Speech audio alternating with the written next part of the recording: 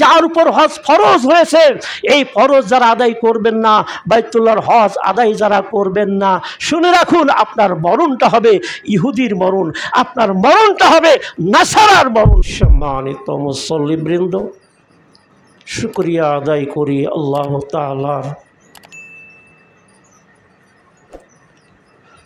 সালাতুল জুমা আদায়ের জন্যে যার অশেষ মেহেরবানিতে আমরা মসজিদে হাজির হতে পেরেছি, শুরুতে সেই আল্লাহর শুকরিয়া আদায় করি। সকলে বলি আলহামদুলিল্লাহ। দরুদ ও সালাম পেশ করি রাহমাতুল লিল আলামিনের প্রতি। আমরা সকলে বলি সাল্লাল্লাহু আলাইহি ওয়াসাল্লাম। সম্মানিত মুসল্লিবৃন্দ, আমি সূরা হজ থেকে যে দুটো আয়াতে কারিমা তেলাওয়াত করেছি, সঙ্গে বুখারী এবং মুসলিমের একটি হাদিসে রাসূল সাল্লাল্লাহু আলাইহি সাল্লাম খুতবায় তেলাওয়াত করেছি। তেলাওয়াতকৃত আয়াতে কারিমা এবং হাদিসে শরীফাকে সামনে রেখে সংক্ষিপ্তভাবে দু একটি কথা আলোচনা করেই খুতবার ইতি টানব ইনশাআল্লাহ। ওমা তাওফিকি ইল্লা আলাইহি তাওয়াক্কালতু ওয়া ইলাইহি উনীব। সম্মানিত মুসল্লিবৃন্দ, আমরা সবাই অবগত যে আজকে আমাদের মাঝ থেকে জনাব লিয়াকত আলী সরকার আল্লাহর ঘরের হজ আদায়ের জন্যে বাদ জুমা তিনি বাড়ি থেকে রওনা দিবেন ইনশাআল্লাহ। কাজেই আমি একটার মধ্যেই আমার সম্পূর্ণ খুতবা শেষ করব ইনশাআল্লাহ। এবং আজকের খুতবায় আমি হজের উপর দু একটা কথা রেখেই খুতবার ইতি টানব ইনশাআল্লাহ। ওমা তাওফিকি ইল্লা আলাইহি তাওয়াক্কালতু ওয়া ইলাইহি উনীব। বুনিয়াল ইসলাম আলা খামস। ইসলাম 5টি স্তম্ভের উপর।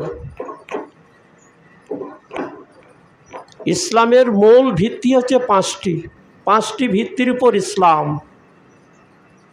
এর মধ্যে অন্যতম হচ্ছে ওয়াল হজ।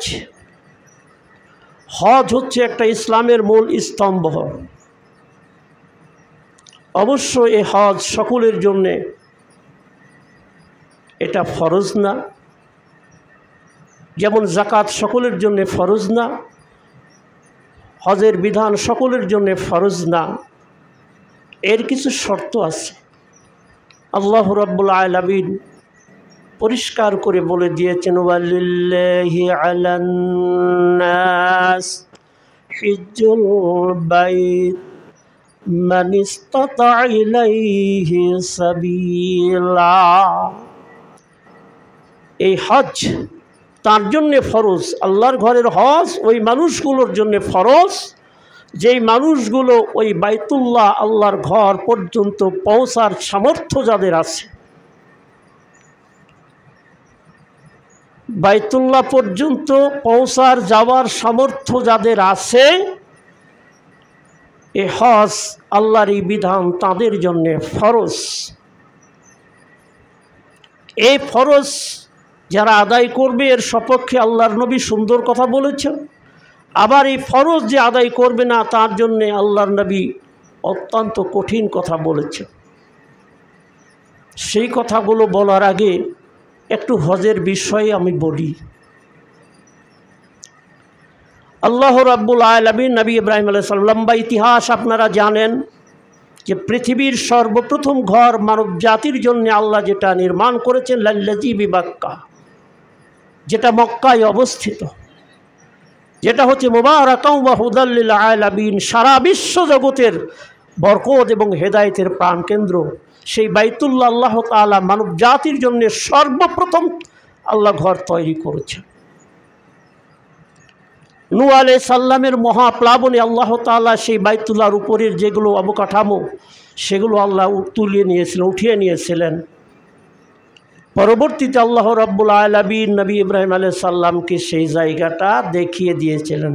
ওয়াবাওয়ানা লিইব্রাহিমা মাকানাল বাইত, সেই ঘরের জায়গাটা আমি ইব্রাহিমকে কি করেছিলাম, দেখিয়ে দিয়েছিলাম যে এখানে। অনেক ইতিহাস আপনারা জানেন, সেই বাইতুল্লাহ আবার ইব্রাহিম আলাইহিস সালাম কীভাবে ছেলেকে নিয়ে তৈরি করেছিলেন, এই ইতিহাস আপনাদের জানা আছে। আমি সংক্ষিপ্ত কথা বলছি। আল্লাহ রাব্বুল আলামিন নবী ইব্রাহিম আলাইহিস সালামকে বাইতুল্লাহ নির্মাণের সময় জায়গাটা দেখিয়ে দিলেন, সঙ্গে তিনটা নির্দেশনা আল্লাহ রাব্বুল আলামিন নবী ইব্রাহিমকে দিলেন। আল্লাহ তুশরিক বি শাইয়া, প্রথম নির্দেশ হলো, ও ইব্রাহিম আল্লাহর সঙ্গে শিরক করবা না, লা তুশরিক বিল্লাহি শাইয়া। আল্লাহর ঘর নির্মাণের জন্য নবী ইব্রাহিম আলাইহিস সালামকে আল্লাহ তাআলা নির্দেশনা দিলেন। লম্বা ইতিহাস আপনাদের জানা আছে, কিভাবে তৈরি করেছিলেন, কাকে নিয়ে করেছিলেন। আল্লাহ রাব্বুল আলামিন তিনটা নির্দেশ নবী ইব্রাহিমকে দিলেন। এক নম্বর নির্দেশ, আল্লাহ তুশরিক বিল্লাহি শাইয়া, তুশরিক বি শাইয়া, আমার সঙ্গে শিরক করতে পারবে, কোনো রকমের শিরক চলবে না আমার সঙ্গে। এটা হলো এক নম্বর নির্দেশ। দুই নম্বর নির্দেশ, ওয়াতাহহির বাইতিয়া লিত্তাইফিনা ওয়াল কাইবিনা ওয়ার রুকাইস সুজুদ, আমার এই ঘরটাকে পবিত্র রাখবা। কাদের জন্যে? লিত্তাইফিন, যারা এই আমার ঘরে তাওয়াফ করতে আসবে, প্রদক্ষিণ করতে আসবে, তাদের জন্য আমার ঘরটাকে কি রাখবা? পবিত্র রাখবা। ওয়াল কাইবিন, এই আমার ঘরের আশপাশে যারা অবস্থান করবে সেই বাসিন্দাদের জন্য এই ঘরটাকে কি রাখবা? পবিত্র রাখবা। বা রুকাইস সুজুদ, এই ঘরে যারা রুকু সাজদা করবে, সালাত আদায় করবে, তাদের জন্য ঘরটাকে কি রাখবা? পবিত্র রাখবা। তিন নম্বর নির্দেশ, ওয়াজ্জিন ফিন্নাস বিল হজ। তিন নম্বর নির্দেশ আল্লাহ রাব্বুল আলামিন নবী ইব্রাহিমকে দিলেন। ইব্রাহিম, ওয়াজ্জিন ফিন্নাস বিল হজ, ওগো ইব্রাহিম এই ঘরের হজের বিষয়টি তুমি জনগণের মধ্যে তুমি জানিয়ে দাও, জনগণের মধ্যে তুমি প্রচার করো। যে নির্দেশ আল্লাহ নবী ইব্রাহিম আলাইহিস সালামকে দিচ্ছেন, যেই সময় দিচ্ছেন ওই সময় সেখানে কোনো মানুষের বসবাস ছিল না, জনমানব শূন্য প্রান্ত। আল্লাহ বলছেন তুই মানুষের মাঝে কি করো? এই ঘরের হজের ঘোষণা দাও, আযান দাও, ঘোষণা দাও, জানিয়ে দাও, প্রচার করো। নবী ইব্রাহিম বললেন, আল্লাহ এই আহ্বান মানুষকে দিব, মানুষ তো নাই, কাকে দিব? আল্লাহ বললেন তোমার দায়িত্ব হলো আযান দেওয়া, হজের ঘোষণা দেওয়া, প্রচার করা তোমার দায়িত্ব। আর এই ঘোষণা, এই আযান, এই ঘরের প্রচার, এটা মানুষের কাছে পৌঁছে দেওয়ার দায়িত্ব আমার। তাফসিরে মাআরিফুল কোরআনে এই মর্মে দুটা মত পাওয়া যায়। এক, আল্লাহর এই নির্দেশ শুনে নবী ইব্রাহিম আলাইহিস সালাম মাকামে ইব্রাহিমে আরোহণ করলেন, উঠলেন এবং সেই কানের মধ্যে আঙ্গুল দিয়ে উচ্চ স্বরে এই ঘরের হজের ঘোষণা দিলেন। আরেকটি বর্ণনা সেখানে এসেছে, কাবুস পাহাড়ে উঠলেন। কাবুস পাহাড়ে উঠে হযরত ইব্রাহিম আলাইহিস সালাম দুই কানের মধ্যে আঙ্গুল দিয়ে উচ্চ স্বরে বললেন, ও মানুষেরা, আল্লাহ তাআলা তার ঘর নির্মাণ করেছেন এবং এই ঘরের হজ তোমাদের জন্য ফরজ করেছেন, অতএব তোমরা এই ঘর রবের নির্দেশ তোমরা পালন করো। হযরত ইব্রাহিম আলাইহিস সালাম এই ঘোষণা দিলেন যে হে মানব মণ্ডলী, আল্লাহ তাআলা কি করেছেন? তার ঘর নির্মাণ করেছেন এবং এই ঘরের হজ তোমাদের জন্য ফরজ করেছেন, তোমরা রবের নির্দেশ পালন করো। তাফসীরে এসেছে হযরত ইব্রাহিম আলাইহিস সালামের এই আযান, এই আহ্বান আল্লাহ রাব্বুল আলামিন সারা বিশ্বের আনাচে কানাচে এই ঘোষণা কি করলেন? পৌঁছিয়ে দিলেন। এমনও সেই বর্ণনায় পাওয়া যাচ্ছে যে যারা জীবিত ছিল তাদের সকলের কাছে এই আহ্বান, শুধু তাই নয়, যারা আগামী তো কিয়ামত পর্যন্ত যারা পৃথিবীতে আসবে তাদের কাছেও আল্লাহ রাব্বুল আলামিন এই আযান কি করেছেন, পৌঁছিয়ে দিয়েছেন। তাফসিরে মারিফুল কোরআনে উল্লেখ করা হয়েছে ওই দিনের আযান আল্লাহর যে বান্দাদের কানে পৌঁছেছে, যে কোনোভাবেই হোক ওই বান্দাদের সেই ঘরের হজ নসিবে জুটবে ইনশাআল্লাহ। তো যাই হোক, আল্লাহ বললেন ইব্রাহিম তুমি ঘোষণা দিয়ে দাও মানুষের মাঝে এই ঘরের ইয়াতুকা রিজালান, লোকেরা তোমার কাছে আসবে, ইয়াতুকা তোমার কাছে এই ঘরের হজ আদায়ের জন্য মানুষেরা ছুটে আসবে, রিজালান পদব্রজে অর্থাৎ পায়ে হেঁটে মানুষেরা ছুটে আসবে এই ঘর আদায়ের জন্য। ওয়ালা কুল্লে জামিরিন ইয়াতিনা মিন কুল্লে ফাজ্জিন আমিক, ও ইব্রাহিম তুমি ঘোষণা দিয়ে দাও, দেখবা এই ঘরের হজ আদায়ের জন্য বহু দূর দূরান্ত থেকে পৃথিবীর আনাচে কানাচে থেকে তারা যানবাহনে চেপে দীর্ঘ সফরের কারণে তাদের যানবাহনগুলো কৃষ্ণকায় হয়ে যাবে, তারপরও দেখবা ওই মানুষেরা যানবাহনে চড়ে এই ঘরের হজ আদায়ের জন্য তোমার কাছে ছুটে আসবে। আল্লাহর এই ঘোষণা নবী ইব্রাহিম আলাইহিস সালাম দিলেন আল্লাহর নির্দেশে।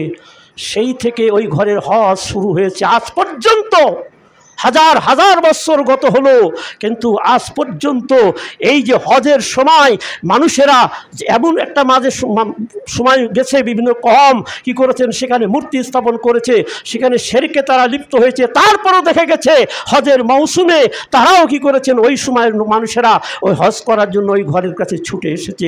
আজ পর্যন্ত সারা বিশ্বের মানুষেরা সেই হজ হাজার জন্যে হাজার হাজার নয় লক্ষ লক্ষ মানুষ যে যেভাবে পাচ্ছে ছুটে যাচ্ছে, এটা আল্লাহর নির্দেশ।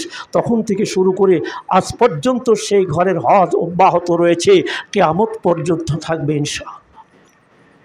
সম্মানিত মুসল্লিবৃন্দ, আমি যেহেতু সময়ের দিকে লক্ষ্য রেখে আমি আর তিনটা কথা বলবো বলেই আমি আমার খুতবার ইতি টানবো ইনশাআল্লাহ। কি কথা? এই ঘরের হজ বাইতুল্লাহ পর্যন্ত যারা পৌঁছতে পারবেন, আর্থিকভাবে শারীরিকভাবে সব দিক দিয়ে, ছেলের তো বিয়ে দেব, মেয়ের তো বিয়ে দেব, এগুলো না। আপনার ছেলের বয়স হবে, আল্লাহ যেখানে তকদিরে লিখেছেন সেখানে বিবাহ হবে। ছেলের বিবাহের জন্য আপনি বাইতুল্লাহর হজ ফরজ আপনি তরক করবেন, এটা অজুহাত চলবে না। বাইতুল্লাহ পর্যন্ত পৌঁছতে যাদের সামর্থ্য তাদের জন্য এই ঘরের হজ ফরজ। এই হজ, এই ফরজ যারা আদায় করবেন তাদের সম্পর্কে আল্লাহ রাসূল বলেছেন, বুখারী মুসলিমের হাদিস, হযরত আবু হুরায়রা রাদিয়াল্লাহু তাআলা আনহু বলেছেন, মান হাজ্জা লিল্লাহি ওয়া লাম ইয়ারফুস ওয়া লাম ইয়াফসুক, আল্লাহর কোনো বান্দা, আল্লাহর কোনো বান্দি যদি কি করে আল্লাহর জন্যে, মানুষকে দেখানোর জন্যে না, যশ খ্যাতির জন্যে না, আল্লাহ আমার উপর এই সেই বাইতুল্লাহর হজ ফরজ করে দিয়েছেন, বাইতুল্লাহ পর্যন্ত আমি পৌঁছতে পারবো, এমন সম্পদ আল্লাহ আমাকে দিয়েছেন, এমন শারীরিক সুস্থতা দিয়েছেন, আমি সব দিক দিয়ে ওই ঘরের হজ আমি আদায় করতে পারবো, আল্লাহ আমার জন্য এটা ফরজ করে দিয়েছেন, এই আল্লাহর উদ্দেশ্যে আল্লাহর কোনো বান্দা বান্দি যদি ওই ঘরে কী করে হজ আদায় করে, ওয়ালাম ইয়ারফুস ওয়ালাম ইয়াফসুক, আর যেহেতু বাইতুল্লাহর হজ যারা করে মূলত এরা হচ্ছে আল্লাহর মেহমান। আল্লাহর মেহমানদের চরিত্র তো একটু ভালো হতে হবে, সাধারণ মানুষের মতো তো হলে হবে না। অর্থাৎ আল্লাহর ঘরের মেহমান, বিরাট সৌভাগ্য, যেহেতু বিরাট সৌভাগ্য তারা আল্লাহর ঘরের মেহমান হতে পেরেছেন, অতএব তাদের আচার আচরণ, তাদের ব্যবহার, তাদের কথাবার্তা, তাদের চালচলন, তাদের চিন্তা ভাবনা, মন মানসিকতা, পরিবেশ পরিস্থিতি সব কিছু কিন্তু ওই মানের হতে হবে। যদি হয় ওয়ালাম ইয়ারফুস ওয়ালাম ইয়াফসুক, রাসূল বলছেন আল্লাহর ঘরের হজ আদায় করার পরে ওই মানুষটি যদি কোনো গোলাবাজি না করে, আপনার কাজিয়া ঝঞ্ঝট না করে, সরসার না করে, এবং কোনো যদি অশ্লীল কোনো বিশৃঙ্খলা কাজে যদি আত্মনিয়োগ জড়িয়ে না পড়ে, আল্লাহ রসুল বলেছেন খারাজা কাইয়ৌমিন ওয়ালিদাতুহু উম্মুহু, তাহলে ওই মানুষটি এমনভাবে তার পাপ থেকে মুক্ত হয়ে যাবে, খারাজা কাইয়ৌমিন ওয়ালিদাতুহু উম্মুহু, যেই দিন তার মা তাকে প্রসব করেছিল ওই দিন সে যেমন নিষ্পাপ ছিল, কোনো পাপ তার জীবনে ছিল না, আল্লাহ আল্লাহ রসুল বলেছেন আল্লাহর ঘরের ওই মেহমান তেমনিভাবে পাপ থেকে বেরিয়ে যাবেন, পাপ মুক্ত হয়ে যাবেন। অন্য হাদিসে আল্লাহ রসুল বলেছেন, বুখারী মুসলিমের হাদিস, হযরত আবু হুরায়রা রাদিয়াল্লাহু তাআলা আনহু বলছেন, ওয়াহজ্জুল মাবরুর লাইসা লাহু জাযা ইল্লাল জান্নাহ। অন্য হাদিসে এসেছে, ওয়া লাইসাল হাজ্জাতুল মাবরুর সাওয়াবুন ইল্লাল জান্নাহ। এর অর্থ হচ্ছে আল্লাহর দরবারে যদি আপনার হজটা কবুল হয়ে যায়, আল্লাহর দরবারে যদি আপনার হজটা গ্রহণীয় হয়ে যায়, আপনার হজটা যদি মাবরুর হয়ে যায়, মকবুল হয়ে যায়, রাসূল বলেছেন এর জাযা হচ্ছে কোনো জাযা না, এর জাযা হচ্ছে জান্নাত। অর্থাৎ মরাটাই তার জান্নাতে যাওয়ার জন্য বাধা। অর্থাৎ এইরকম আল্লাহর ঘরের মেহমানেরা যদি তার হজটা আল্লাহর কাছে কবুল হয়ে যায়, তাহলে জান্নাতে যাওয়ার জন্য বাধা হচ্ছে একমাত্র মরণ। অর্থাৎ মরণের পরেই সেই জান্নাতের যেগুলো সুযোগ সুবিধা পাওয়া শুরু করবে। আল্লাহর নবী যেমন হজ সম্পর্কে, যারা হজ করেন তাদের সম্পর্কে যেমন এই সুন্দর কথাগুলো বলেছেন, আবার তিরমিজির আরেকটা হাদিস রয়েছে, হাদিসটি অবশ্য গরীব, কিন্তু হযরত আলী রাদিয়াল্লাহু তাআলা আনহু হাদিসটি বর্ণনা করেছেন। আন আলী রাদিয়াল্লাহু তাআলা আনহু قال قال রাসূলুল্লাহ সাল্লাল্লাহু আলাইহি ওয়াসাল্লাম, আল্লাহর রাসূল বলছেন, মান মালাকা যাদাও ওয়া রাহিলাতান তুবাল্লিগুহু ইলা বাইতিল্লাহ। আল্লাহর নবী বলছেন যে তাকে আল্লাহ তাআলা সম্পদ দিলেন, তারপর যানবাহন সেই বাইতুবাল্লিগুহু ইলা বাইতিল্লাহ, বাইতুল্লাহ পর্যন্ত পৌঁছার মতো, অর্থাৎ যেই যানবাহনে যাবেন সেটা যেভাবেই হোক, পানি জাহাজে হোক, উড়োজাহাজে হোক বা অন্য কোনোভাবেই হোক, যাওয়ার সামর্থ্য আল্লাহ তাকে দিয়েছেন। আল্লাহ সম্পদ দিয়েছেন, আল্লাহ তাকে প্রচুর মালিক ধন সম্পদ দিয়েছেন, মালিক বানিয়েছেন, এবং রাহিলাতান তার সোয়ারিরও আল্লাহ সামর্থ্য দান করেছেন। তুবাল্লিগুহু ইলা বাইতিল্লাহ, ওই বাইতুল্লাহ পর্যন্ত পৌঁছার মতো আল্লাহ সম্পদ দিয়েছেন, যানবাহন দিয়েছেন, সব কিছু দিয়েছেন। ওয়ালাম ইউহাজ্জে, এরপরেও যদি আল্লাহর কোনো বান্দা, আল্লাহর কোনো বান্দি যদি সেই ঘরের হজ আদায় না করে, রাসূল শক্ত কথা বলেছেন, আইয়ামুতা ইয়াহুদিয়ান আও নাসরানিয়া। হজ ফরজ হলো, বিভিন্ন অজুহাতে সে হজ করলো না, আল্লাহ রসুল বলছেন তার মরণটা ইহুদির মরণ হোক আর নাসারার মরণ হোক। অর্থাৎ যার উপর হজ ফরজ হয়েছে, এই ফরজ যারা আদায় করবেন না, বাইতুল্লাহর হজ আদায় যারা করবেন না, শুনে রাখুন আপনার মরণটা হবে ইহুদির মরণ, আপনার মরণটা হবে নাসারার মরণ। এটা আমার কথা না, নবী মুহাম্মদুর রাসূলুল্লাহ সাল্লাল্লাহু আলাইহি ওয়াসাল্লাম এই কথাগুলো বলেছেন। আল্লাহ রাব্বুল আলামিন তৌফিক দিন আমাদের মাঝে যারা হজ, আল্লাহর ঘরের হজ আদায় করেছেন, আল্লাহ রাব্বুল আলামিন তাদের সকলের হজগুলোতে আল্লাহ কবুল ও মঞ্জুর করেন, এবং যাওয়ার জন্য যারা এখন প্রস্তুতি নিয়েছেন, যাচ্ছেন, আল্লাহ রাব্বুল আলামিন তাদেরকেও যেন সেই হজগুলো সুন্দরভাবে সুসম্পন্ন করতে পারেন, এবং তাদের হজগুলো আল্লাহ যেন কবুল ও মঞ্জুর করেন, এবং আমাদের উপর, যাদের উপর আল্লাহর এই ঘরের হজ ফরজ হয়েছে হবে, আমরা যেন আল্লাহর ঘরের হজ আদায় করতে পারি। আল্লাহ রাব্বুল আলামিন এই তৌফিক আমাদের সবাইকে দান করুন, বলি আল্লাহুম্মা আমিন।